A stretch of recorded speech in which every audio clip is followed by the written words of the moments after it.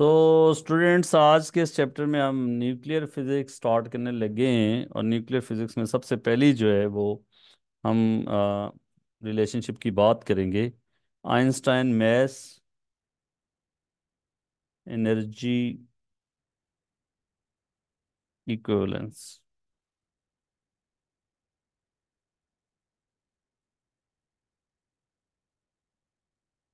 बच्चों, आइंस्टाइन ने ये शो किया कि एनर्जी जो है वो कन्वर्ट की जा सकती है मैस में, और मैस भी जो है वो एनर्जी में कन्वर्ट किया जा सकता है। ठीक है।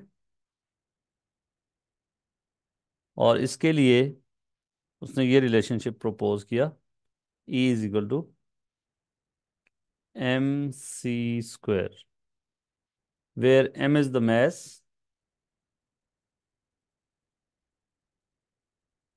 और c क्या है? Speed of light. E बच्चों एनर्जी है। सो इस रिलेशनशिप से हम बता सकते हैं कि कितना मैस अगर एनर्जी में कन्वर्ट हो तो उससे कितनी एनर्जी मिलेगी। ठीक है। कितना मैस एनर्जी में कन्वर्ट हो कि कितनी एनर्जी मिलेगी। So mass can be converted to energy and energy can be converted into mass. ये हम देखेंगे कि मैस एनर्जी में भी जा सकता है, कन्वर्ट किया जा सकता है, और एनर्जी जो है वो मैस में भी कन्वर्ट की जा सकती है। ठीक हो गई बात। और उसका रिलेशनशिप जो है वो ये थ्योरी ऑफ रिलेटिविटी में उसने ये प्रूव किया था, ये शो किया था कि E is equal to mc²। Very important equation. Is that clear? Yes sir. Speed of light की क्या वैल्यू होती है? 3 × 10⁸ मीटर पर second.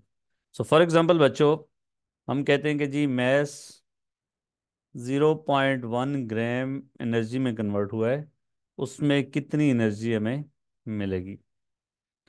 So we will use this formula, E is equal to mc²। m is 0.1 gram to kg। आपको पता है एक एक किलो में कितने ग्राम होते हैं? 1000। 1000। सो 0.1 ग्राम को बेटा के जब केजी में कन्वर्ट करेंगे तो it is 0.1 time 10⁻³ and then speed of light का स्क्वायर भी है भाइयों। अब देख लो कि इससे कितनी एनर्जी हमें मिलेगी। ये जूल में आंसर आएगा। तो ज़रा कोई बता सकता है कि इसका आंसर क्या होगा? जल्दी जल्दी। 0.1 टाइम 10⁻³ और that is 9 time 10⁻8 to the 16 joule. 9 × 10⁻12। 9 into 9 × 10⁻12। 12 joule. इतनी एनर्जी मिलेगी अगर 0.1 ग्राम एनर्जी में कन्वर्ट होगा। 0.1 ग्राम एनर्जी में कन्वर्ट होगा। ठीक है। एनर्जी की एक यूनिट तो जूल है। दूसरी यूनिट आपको पता है एनर्जी की क्या होती है? Unit of energy. Kilo joule. नहीं, वो तो जूल के लिए जूल भी है। इसकी एक यूनिट होती है इलेक्ट्रॉन वोल्ट।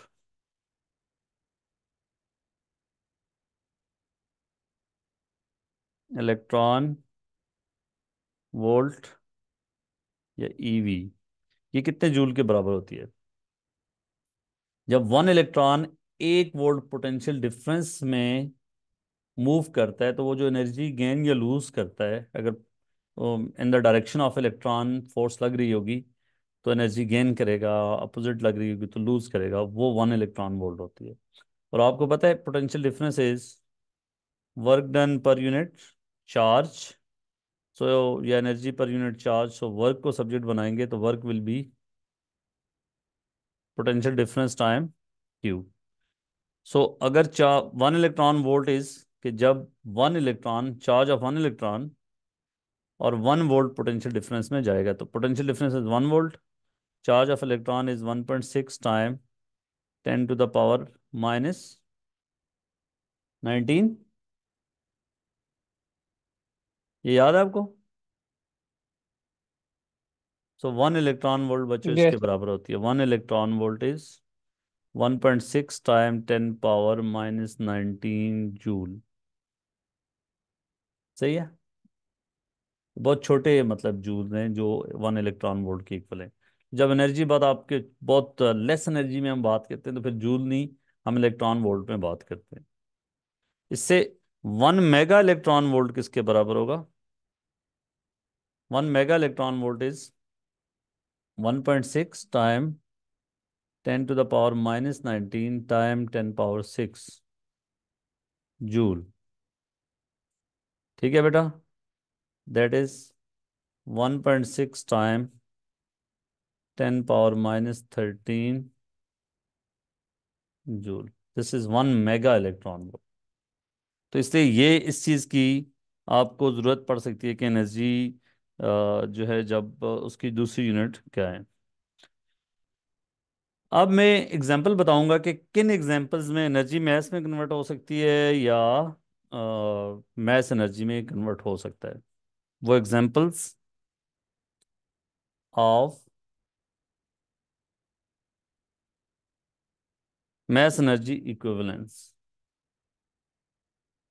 बच्चों इसमें देखो, आपको पता है कि सन के अंदर कौन सा रिएक्शन हो रहा होता है? फ्यूजन और फ्यूजन। हाँ जी, fusion of hydrogen into helium.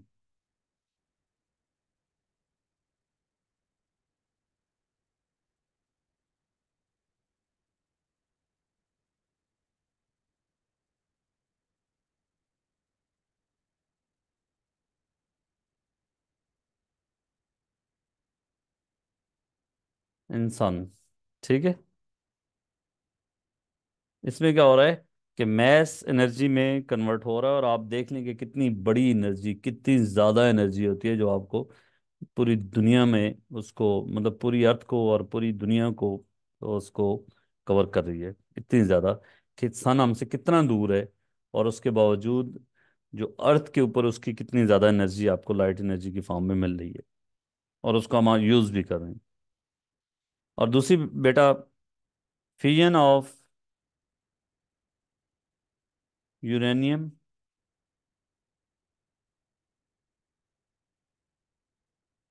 Nuclear power plants.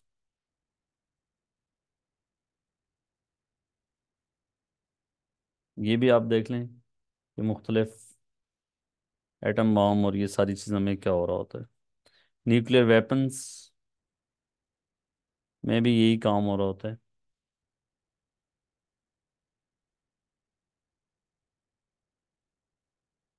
ठीक है, और ये फ्यू एग्जांपल्स हैं जिसमें आप इसकी इक्विवेलेंस की बात कर सकते हो। अगले बच्चों, अगर आपसे ये पूछा जाए कि मैस डिफेक्ट क्या है, ये इंपॉर्टेंट चीज़, what is mass effect, mass defect sorry, mass defect.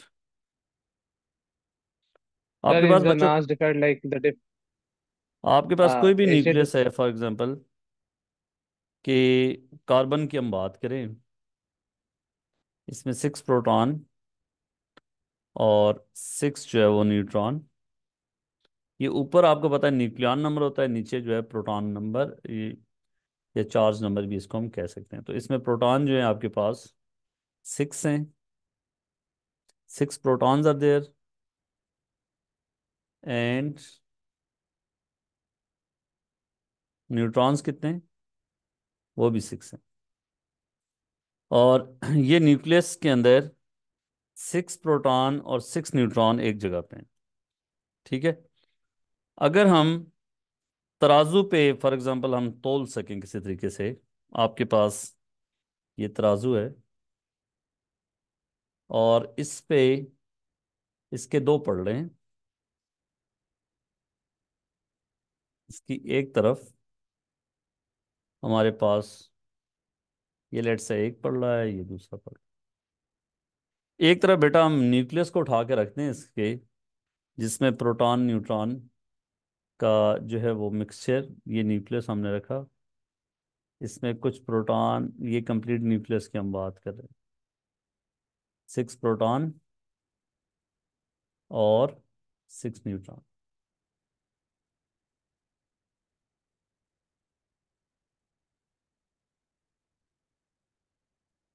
एक, दो, तीन, चार, पाँच। और इधर बेटा 6 प्रोटॉन्स को लादा रखें और 6 न्यूट्रॉन को रखें,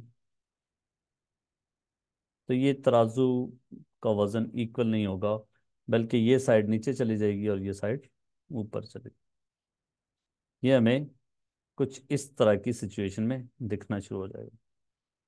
इससे क्या लगता है कि इससे ये बात साबित होती है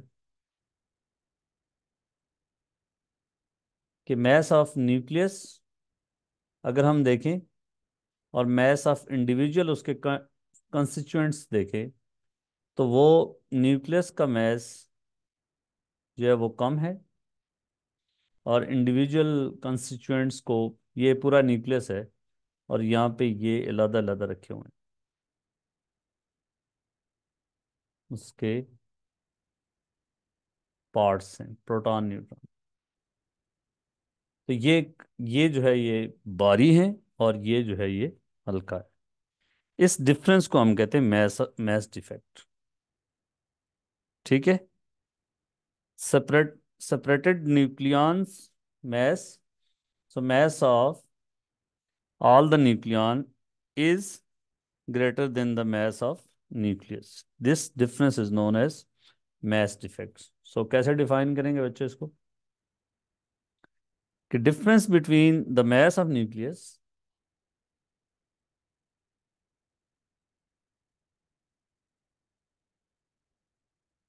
आवाज आ रही है आपको? Yes. Difference between the mass of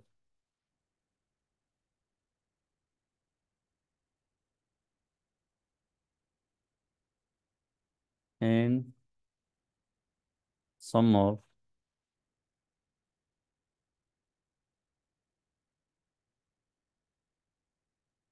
ये पेपर में आई है बहुत दफा, ये individual masses of protons and neutrons.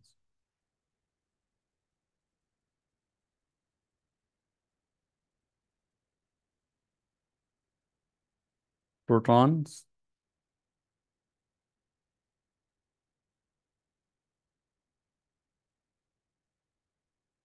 neutrons. ठीक है।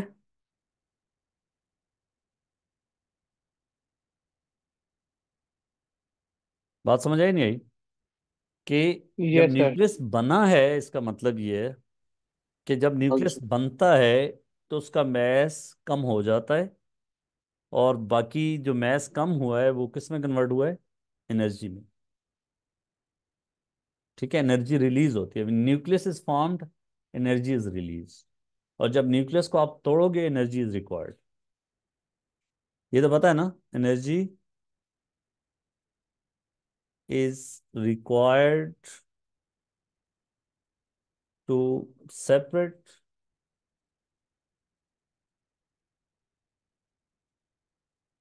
न्यूक्लियन। ठीक है, when nucleus is formed energy is released। Sir ये किस चीज के पॉइंट्स लिख रहे हैं आप? किस चीज के नहीं, ये पॉइंट्स किस चीज की बात कर रहा हूँ मैं? मैच, ये डिफरेंस मैच डिफेक्ट बताया आपको, और वो मैच कहाँ पे कन्वर्ट हुआ है, क्यों मैच का फर्क है, ये उसकी बात करूँ। ओ अच्छा, समझ आ गई समझ आ गई। when nucleus is formed energy is released। जब न्यूक्लियस बनता है, जब प्रोटॉन और न्यूट्रॉन, ये देखे ना, ये न्यूक्लियस है आपका, ये लदा प्रोटॉन न्यूट्रॉन को, ये separate mass of separate nucleons है। यहाँ पे लदा न्यूट्रॉन्स प्रोटॉन्स को रखा है एक एक को, यहाँ ये पूरा न्यूक्लियस रखा हुआ है। पूरे न्यूक्लियस का मैस कम है, 6। अगर 6 न्यूट्रॉन और 6 प्रोटॉन का लदा मैस करें और इस कार्बन न्यूक्लियस का मैस करें, तो 6 न्यूट्रॉन और 6 प्रोटॉन का जो मैस है वो ज्यादा है। बात समझ आई नहीं आई?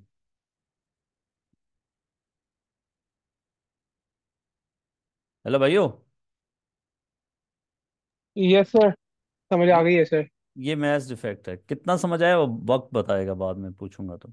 Math defect.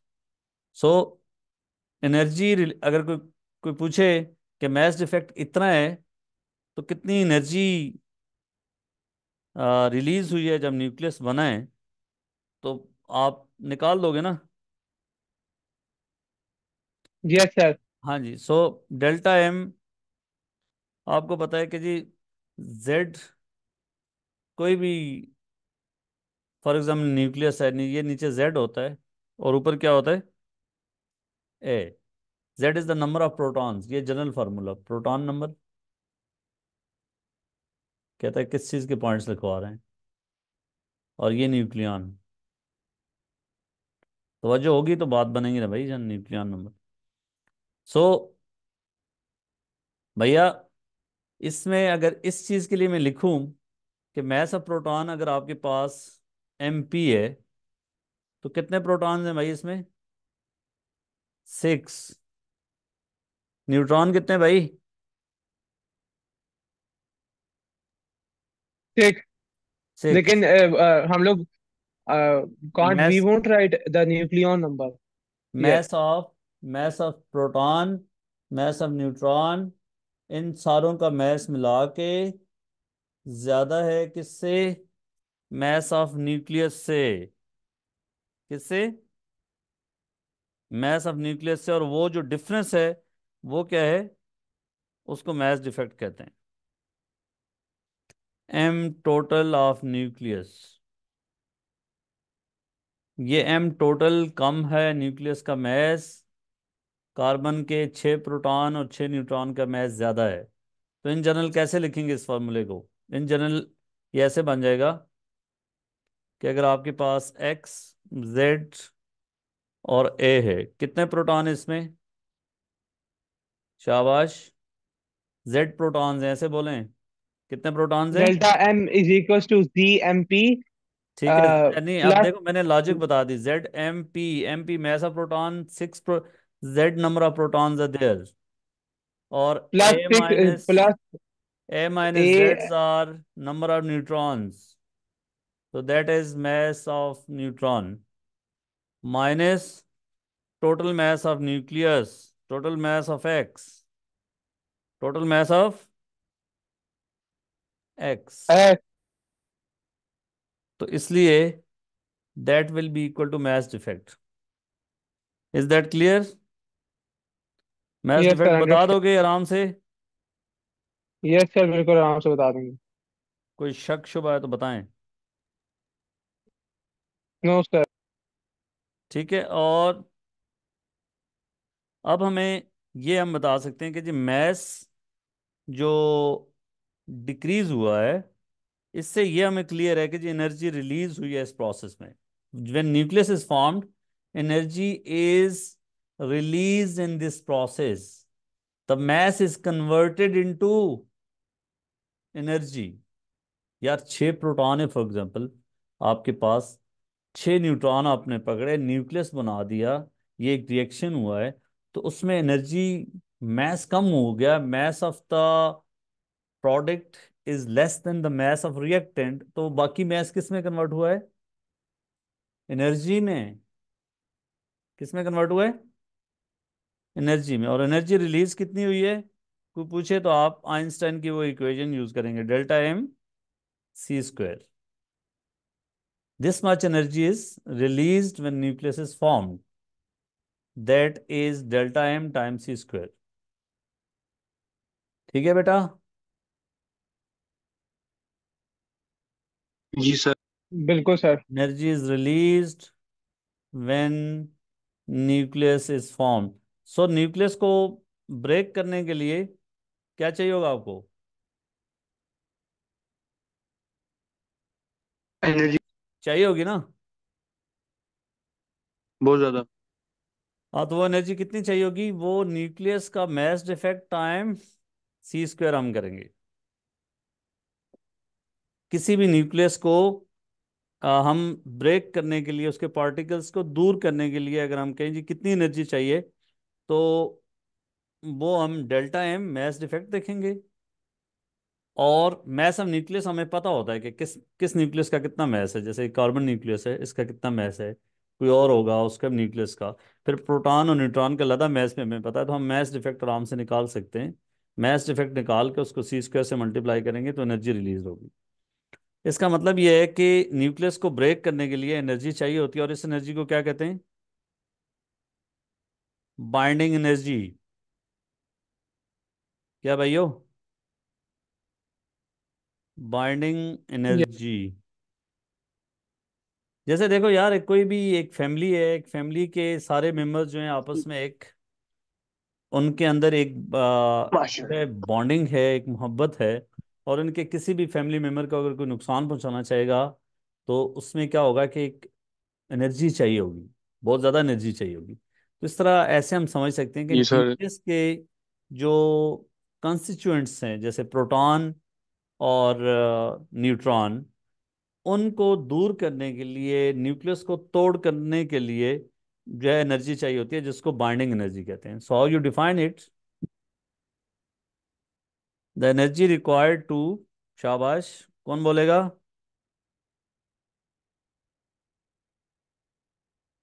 बोलो ना एनर्जी बच्चों। Required to break nucleus apart. हाँ शाबाश, required to break a nucleus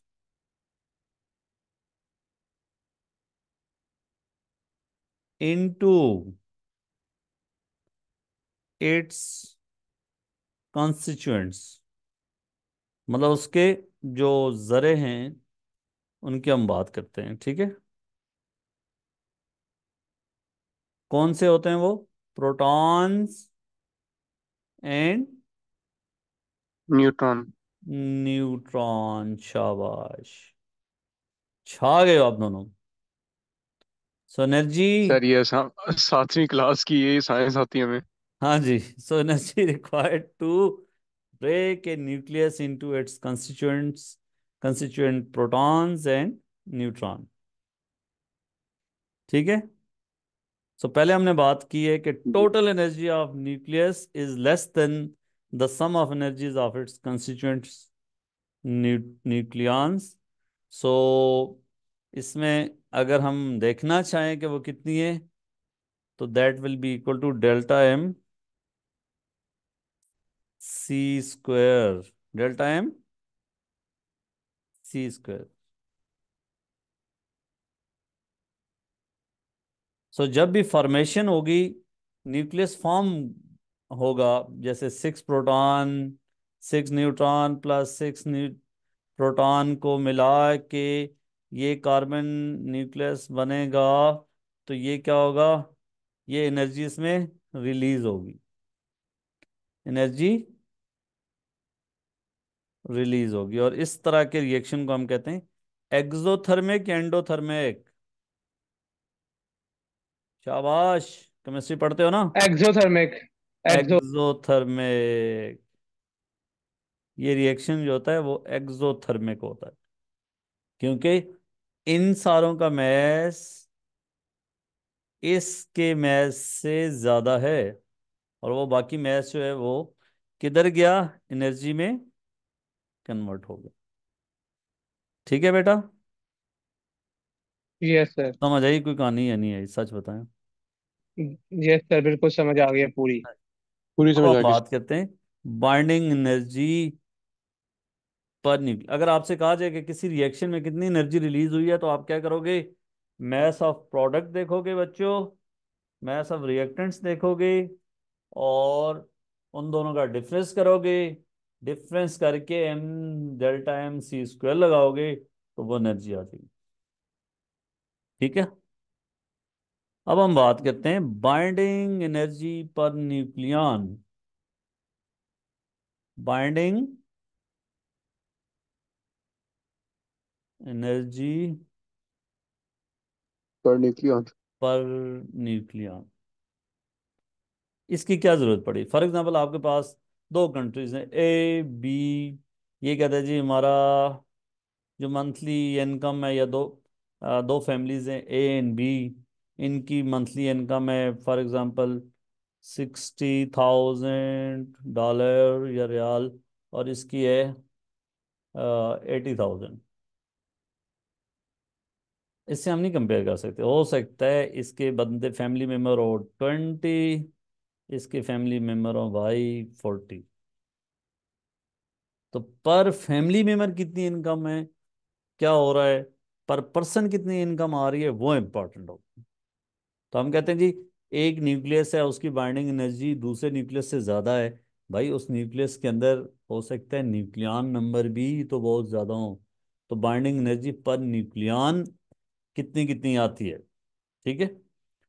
मसलन एक कार्बन न्यूक्लियस है, ये कह देते हैं ए है, जिसका ये फॉर एग्जांपल 5 है, ये 12 है, और एक बी है, ये इसका 10 है, और ये 30 है। इसकी फॉर एग्जांपल बाइंडिंग एनर्जी है जी, हम कहते हैं 2.0 टाइम 10 पावर कितनी होगी, डेल्टा एम सी स्क्वायर, काफ़ी ज़्यादा होगा। सो फॉर एग्जांपल 10 जूल है। इसकी बाइंडिंग एनर्जी है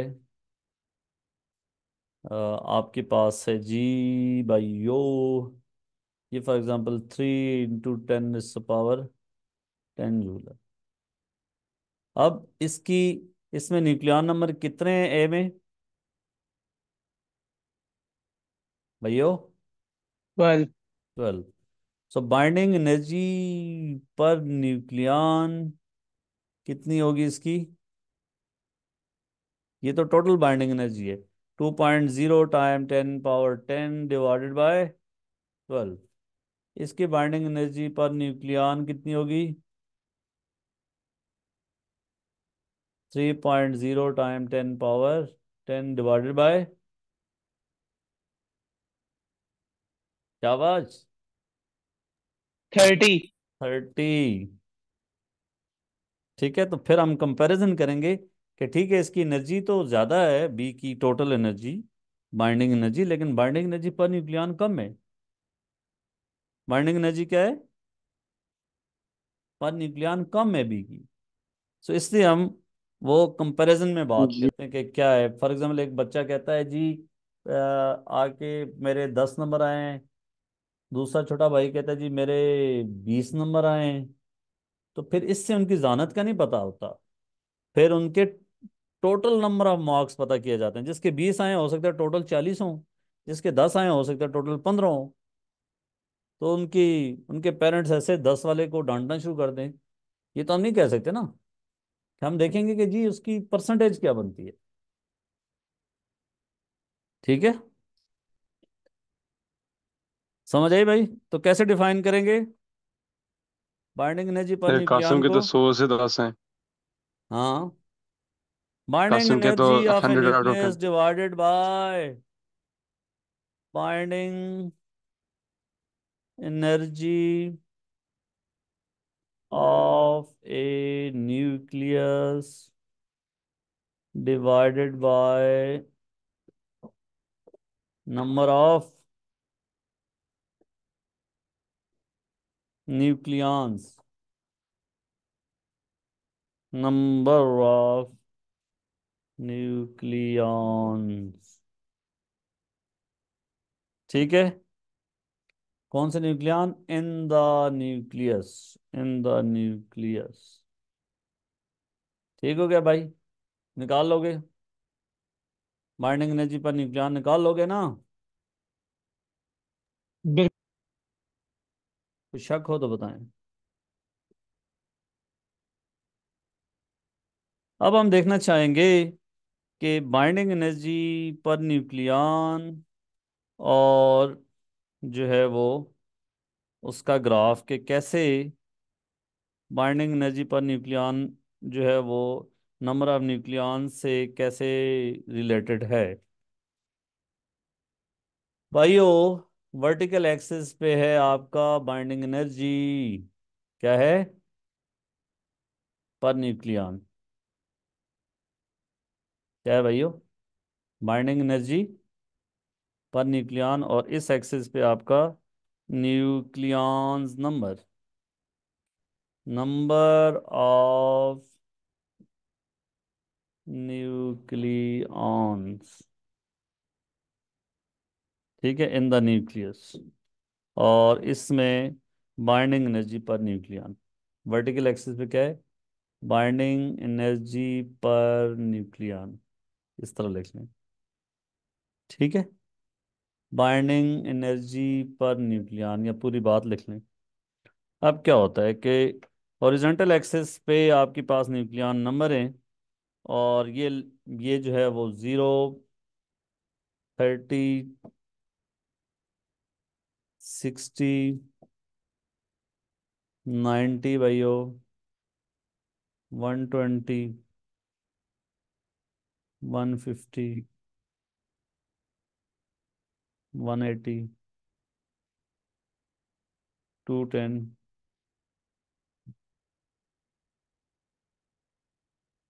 240, 270, ठीक है। ये नंबर ऑफ न्यूक्लियॉन्स है इन एनी न्यूक्लियस, और इसका हम देखना चाह रहे हैं कि ग्राफ, बाइंडिंग एनर्जी जो है वो, उसका ग्राफ कैसा होता है। अच्छा भाइयों, ये जाग के ना, इसका ग्राफ, जो न्यूक्लियॉन नंबर होते हैं, इसका अगर हम ग्राफ दिखाना चाहें आपको,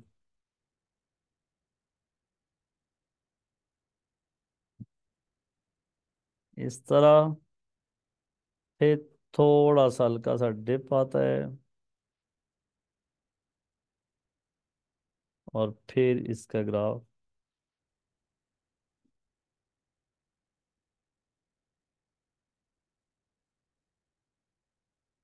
क्या हो रहा है भैया, बाइंडिंग एनर्जी पर न्यूक्लियॉन सबसे ज़्यादा कहाँ लाई कर रही है, जिसके न्यूक्लियॉन नंबर, और ये बाइंडिंग एनर्जी अगर हम पूरे नंबर में भी देखें ना कि कितनी है, तो एग्जैक्टली वो भी देख सकते हैं, लेकिन ये सबसे ज़्यादा है। वो जिन एटम्स के न्यूक्लियॉन्स तकरीबन 60 के राउंड है, उनकी बाइंडिंग एनर्जी पर न्यूक्लियॉन सबसे ज़्यादा है, और वो सबसे स्टेबल न्यूक्लियस है। जिस न्यूक्लियस की बाइंडिंग एनर्जी पर न्यूक्लियॉन ज़्यादा होगी, इसका मतलब वो, उसको ब्रेक करना ज़्यादा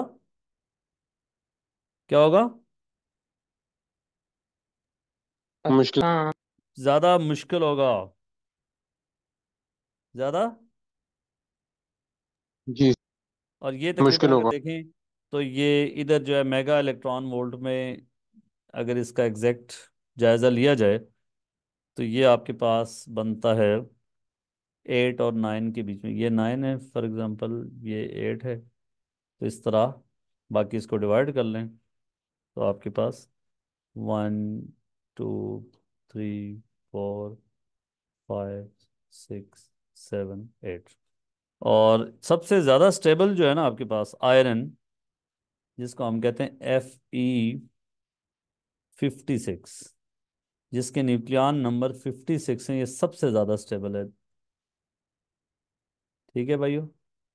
इसका मतलब नेचुरली क्या होगा, ये वाले जो न्यूक्लियस है ना भाई, ये क्या करेंगे, ये लेस स्टेबल हैं, ये अपने आप को, ये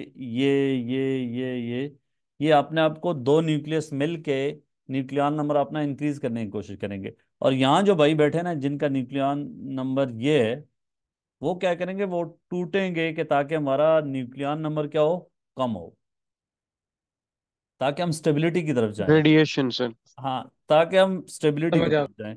तो क्या होता है कि इस जगह पे भाइयों, इस जगह पे इन न्यूक्लियस के अंदर कौन सा रिएक्शन हो रहा होता है, ये दो न्यूक्लियस मिलकर एक बड़ा न्यूक्लियस बनाते हैं, उसको उसको कौन सा रिएक्शन कहते हैं, फ्यूजन या फिशन, फ्यूजन। फ्यूजन। फ्यूजन। तो इनके अंदर भाइयों फ्यूजन होगा, और इनके अंदर क्या हो रहा होगा, ये जो फ्यूजन। इधर पाए जा रहे हैं, इधर इधर इधर इधर, इनके अंदर फिजन सर, फिजन। फिशन हो रहा होगा। अब बात समझ आइए कि कौन सा न्यूक्लियस, ये क्या है, मुकम्मल। ये दो न्यूक्लियस हैं, ए ये बी, ये क्या करेंगे, आ, ए बी ब्रेक होगा, कि इसके नंबर ऑफ न्यूक्लियॉन जो फॉर एग्जांपल 150 है, तो ये 150 से 56 के करीब। अगर ऐसे बी पे भी गया है तो फिर स्टेबिलिटी बढ़ी है इसकी। जरूरी नहीं कि ये आयरन पे ही पहुंचेगा, इससे ए से बी की तरफ भी गया, स्टेबिलिटी इंक्रीज हुई है। अगर यहां से ये दो न्यूक्लियस ये मिलके ये बना गए थर्ड वन यहाँ पे, तो भी स्टेबल हो गया। ठीक है, आई समझ?